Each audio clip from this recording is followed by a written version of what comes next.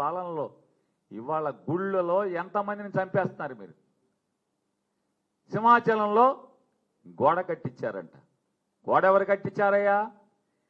Police శాఖని, law and ఆర్డర్ని కాకుండా మిగతా అన్ని శాఖల్లో ఏలెట్టి గిరగిరగా తిప్పేటువంటి ఒక పెద్ద మీ ట్రబుల్ షూటర్ అని ఫీల్ అవుతున్నటువంటి ఒక మంత్రి గారు ఉంది. ఆవిడ దగ్గరుండి కట్టించింది.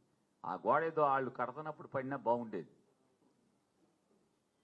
పరిశీలన చేస్తాకు వచ్చినప్పుడైనా బాగుండేది, రాష్ట్రానికి దరిద్రం వదిలేదు. ఇవాళ చచ్చిపోతే మీకు బాధ్యత లేదా? కాంట్రాక్టర్ బాధ్యత. తిరుపతిలో దర్శనానికి క్యూల్లో టికెట్లు ఇచ్చేదానికి తొక్కిసలాట్లో తిరుపతిలో అసూలు బాయటమా? 30 మందా ఎంతమంది? 9 మంది.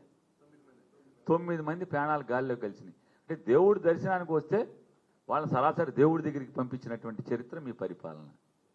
నిన్నగాక మొన్న గుడిలో చచ్చిపోతే ప్రైవేట్ గుడి అంటే, అరే రాష్ట్రంలో లా అండ్ ఆర్డర్ మీ నాన్న దగ్గర ఉందయా? సిగ్గు లేకుండా మాట్లాడుతున్నారు ప్రైవేట్ గుడి అని.